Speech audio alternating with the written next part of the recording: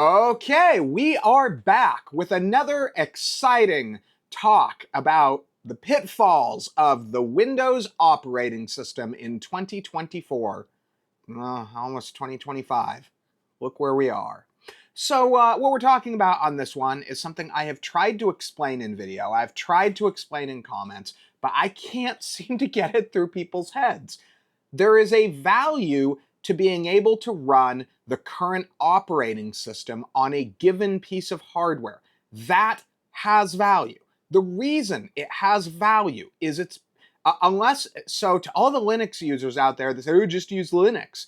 Okay, unless you've totally vanquished, you have vanquished thine enemy, the Windows OS.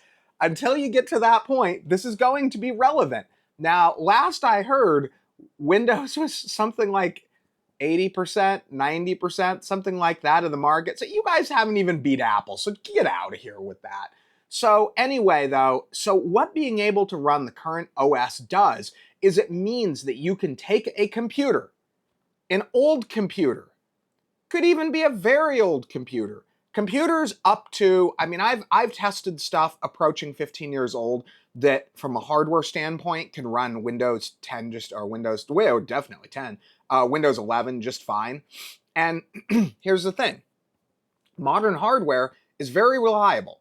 This is why Microsoft is killing the hardware. It's because it's very reliable. The stuff just won't die. Okay, there are still people out there that think that they need to be using their first gen Core i7 and they refuse to upgrade. And you know what? Why should they? If it works just fine. So what being able to run the current Windows OS enables is those people to keep using their hardware, because eventually you will start having problems. And it depends on how, it's uncertain as to how long. But eventually you're going to start having problems where you'll go to try to load a piece of software and it'll need, it'll need a new C++ redistributable exe that you need to install. And you won't be able to install it because, you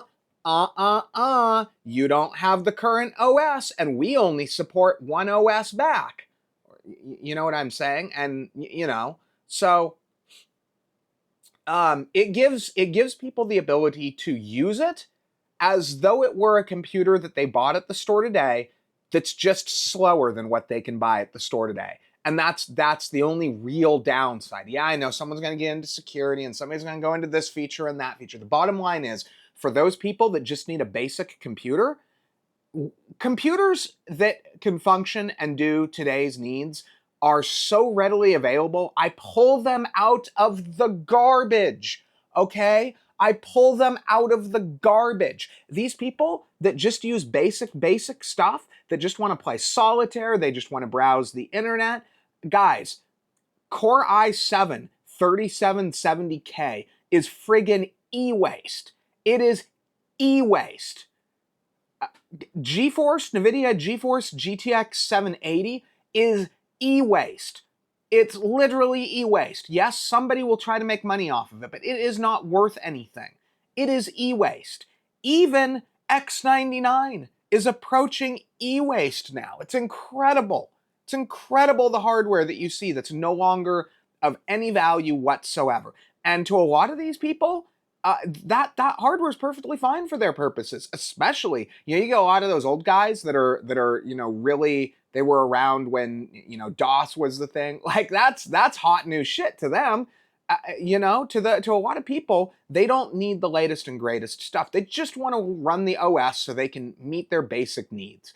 And by taking Windows support away from older hardware, you're basically eliminating that, because that means that you're limited to the capabilities of the OS, and it introduces a whole new set of wrenches into the equation that simply were not there before. I know I'm gonna get the Linux. Yeah, why would you even want to use Windows? I can't speak to you. I can't answer that. If you're so deep down that rabbit hole that you can't comprehend, then I can't help you.